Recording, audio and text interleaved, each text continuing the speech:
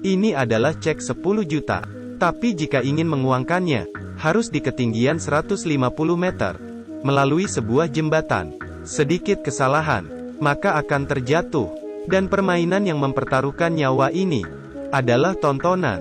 Para orang kaya, orang miskin yang terjatuh, akan membuat orang kaya tertawa gembira. Setelah mendengar semua ini, orang-orang pasti akan takut. Kawanan Yuki juga takut. Tapi mereka orang miskin, tidak ada pilihan lain. Untuk meningkatkan kerumitan, penyelenggara akan mengalirkan listrik ke jembatan. Pemain harus berjalan dengan memakai sepatu. Yuki melihat jembatan itu, terpikir sebuah strategi.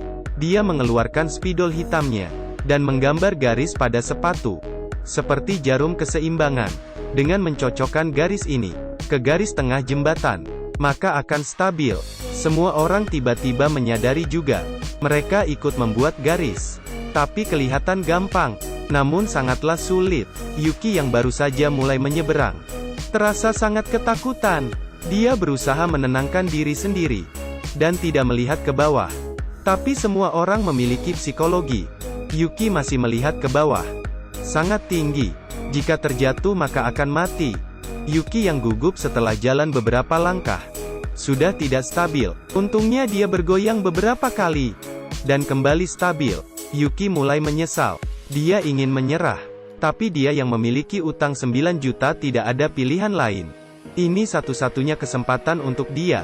Saat ini langit mulai bergemuruh. Jika hujan, maka akan semakin buruk. Yuki masih berbicara, agar jangan khawatir. Sekarang bahkan tidak ada angin. Baru saja selesai berbicara, angin langsung menghampirinya. Pemain nomor 1 yang merasa putus asa, baru melangkah beberapa. Tangannya menyentuh rel dan terjatuh. Setelah tersengat listrik, dia jatuh ke bawah. Muncul korban pertama. Semua orang mulai ragu. Pemain nomor 6 menyentuh rel dengan kedua tangan. Dia tersengat listrik dan jatuh. Pemain nomor 4 ditiup angin. Pemain nomor 5 ingin kembali. Akibatnya, pemain nomor 7 jatuh bersama-samanya. Segera langit mulai hujan. Hanya ada 3 pemain tersisa. Pemain nomor 3 memukul kakinya dengan keras. Selangkah demi selangkah melangkah ke depan. Yuki juga memberanikan diri, bersiap untuk bergerak maju. Tapi di belakangnya, paman berkacamata tidak bisa menahan. Paman memberikan cek 10 juta ke Yuki dan memohonnya untuk memberikan uang ini ke putrinya. Yuki pun mengiyakannya, agar tidak mengguncang tekad Yuki. Paman menghilang dalam keheningan. Yuki dan pemain nomor 3 saling menyemangati. Keduanya akhirnya mencapai garis finish. Tetapi ketika pemain nomor 3 membuka jendela, akibat perbedaan tekanan udara dalam dan luar menyebabkan aliran udara, sehingga meniup pemain nomor 3 ke bawah. Pada detik terakhir, masih ada jebakan. Yuki merasa putus asa, tapi yang membuatnya lebih putus asa, cek 10 juta punya Yuki. Setelah dikurangi utang sudah tersisa sedikit. Dan cek paman berkacamata juga tidak valid. Cek dari orang mati, itu hanya selembar kertas biasa. Pada saat ini, orang kaya yang mengendalikan segalanya, memutuskan untuk memberikan kesempatan untuk Yuki. Ini adalah bonus 100 juta. Jika ingin mendapatkannya, dia harus memenangkan permainan. Penyelenggara mulai memperkenalkan aturan permainan. Aturannya mirip dengan Colosseum. Setiap orang mendapatkan 5 kartu. 1 orang akan mendapatkan 1 kartu raja, 4 kartu warga sipil. Orang lain akan mendapatkan 1 kartu budak, 4 kartu warga sipil. Mereka mengeluarkan kartu masing-masing. Warga sipil dengan warga sipil adalah seri. Kemudian warga sipil memakan budak. Raja memakan warga sipil. Dan budak bisa makan kaisar. Jadi permainan ini kuncinya adalah kartu raja dan kartu budak. Kelompok kartu raja memiliki keuntungan besar. Dan kelompok kartu budak, hanya ada peluang 1:10. Agar bisa mendapatkan 10 juta miliki paman berkacamata, Yuki harus memilih untuk bermain dengan grup kartu budak. Ronde pertama kedua orang mengeluarkan kartu warga sipil. Putaran kedua masih warga sipil. Ronde ketiga akan mulai gelisah. Yuki mengeluarkan kartu budak perlahan-lahan. Tapi wajahnya yang mengharapkan kartu raja terlihat langsung oleh lawannya. Lawannya mengeluarkan kartu warga sipil. Kali ini Yuki kalah. Lawan masih terus mengejek Yuki. Dia mengaku dirinya bisa membaca pikiran orang. Dia tahu bahwa ketika Yuki meletakkan kartu budak, tubuh cenderung lebih condong ke depan dari biasanya. Penyelenggara masih tertawa dengan bangga. Orang kaya mengambil gelas dan langsung melemparnya. Orang kaya bilang penyelenggara tidak tahu apa-apa. Harusnya membiarkan Yuki menang terlebih dahulu, lalu menjebaknya. Akhirnya membuat Yuki menaruh semua taruhannya. Ada naik turun. Permainan baru terlihat indah. Orang kaya meminjamkan 390.000 untuk Yuki. Jika dia kalah, maka dia harus bekerja sebagai tukang pembersih selama 130 tahun.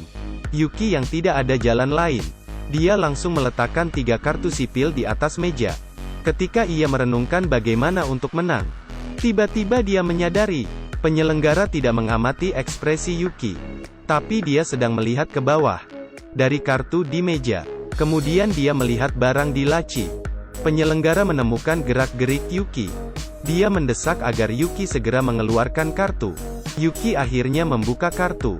Dia mengeluarkan kartu budak. Senyum penyelenggara mulai memudar. Yuki kira kemenangan sudah di tangannya. Penyelenggara tiba-tiba berubah dan mulai tertawa lebar. Kartu yang dia keluarkan adalah warga sipil. Yuki kalah lagi. Sebelum dibawa pergi oleh penjaga keamanan, Yuki menyadari, jam tangan penyelenggara terlihat sedikit aneh. Dia berpikir saat ia berjalan. Setelah memahami jam tangan penyelenggara, itu sebenarnya alat kecurangan. Jam yang dia pakai sebelum pertandingan.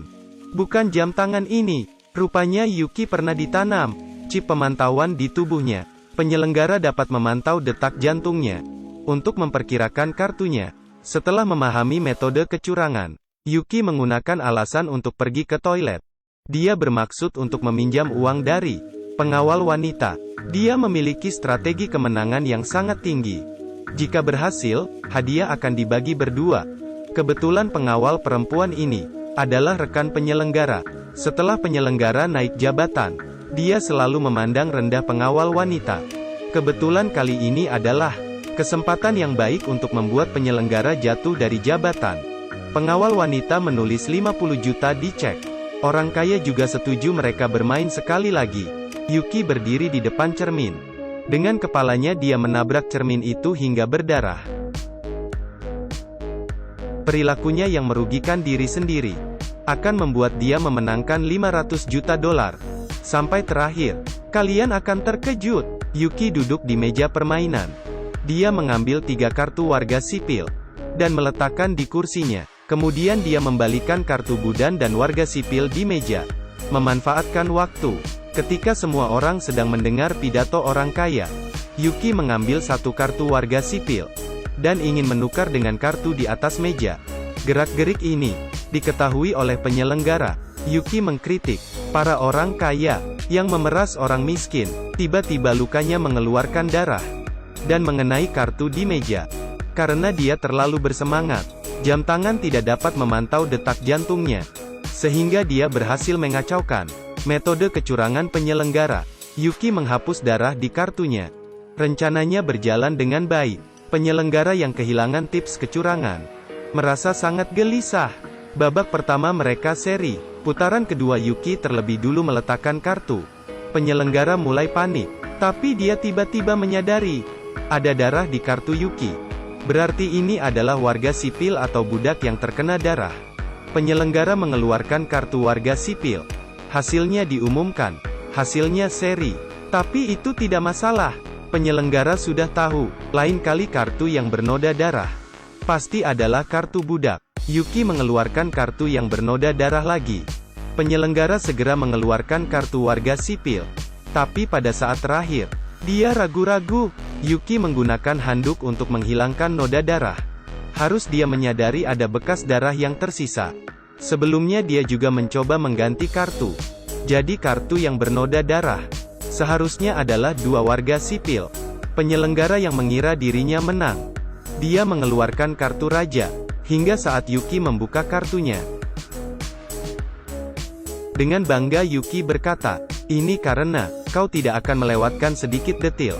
Jadi kau pasti akan mengetahui saat saya mengganti kartu. Tapi sebenarnya, Yuki hanya berpura-pura mengganti kartu. Dia berhasil mengacau perkiraan penyelenggara. Penyelenggara yang kalah dalam pertandingan itu. Semua haknya dirampas oleh orang kaya. Dan Yuki memenangkan hadiah 500 juta yuan.